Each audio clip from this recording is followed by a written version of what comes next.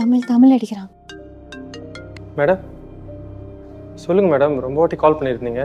என்னால் இப்போ தான் ஃபோன் எடுக்க முடிஞ்சுச்சு. ஹே, சலூனுக்கு வரேன்னு சொன்னேன், ஏன் வரல? மேடம் அழுறீங்களா? புரியுது மேடம், நான் உங்கள் காசை எடுத்துகிட்டு ஓடிட்டேன் தான் நினச்சிங்க. நான்லாம் அப்படி போக மாட்டேன் மேடம். நான் உங்கள் காசை கண்டிப்பாக திரும்ப கொடுத்துருவேன். மேடம் அது என்ன ஆச்சுன்னா, நான் அவனுக்கிட்ட காசு திரும்ப கொடுக்க போனேன்னா அவனுங்க என்கிட்ட போன மாதம் வட்டி காசு 4000 சேர்த்து கேட்டானுங்க. நான் தர முடியாது சொல்லிட்டேன். அது லேசாக பிரச்சனை ஆயிடுச்சு மேடம். அதுக்கு என்னை கட்டி போட்டு அடிச்சிட்டானுங்க. என்னால் அதனால தான் மேடம் சலூனுக்கும் வர முடியல.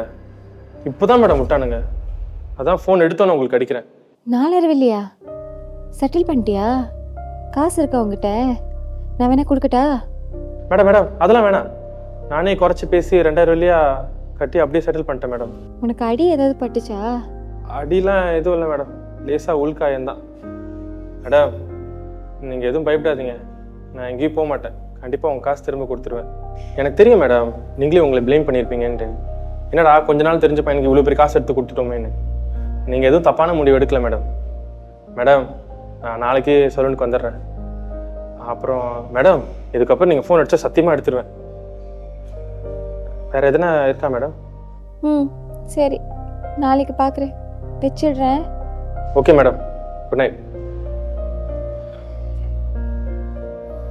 அக்கா பார்த்தீங்களா, நான் சொன்னேன் நம்ம கஷ்டப்பட்டு உழைச்ச காசு திரும்பியும் வந்துடும்க்கா. உன்னை தாண்டி நான் இப்போ கொல்ல போகிறேன். நீ தான் என்னை பயமுத்தி விட்ட, அதனால தான் நான் பயந்தேன்.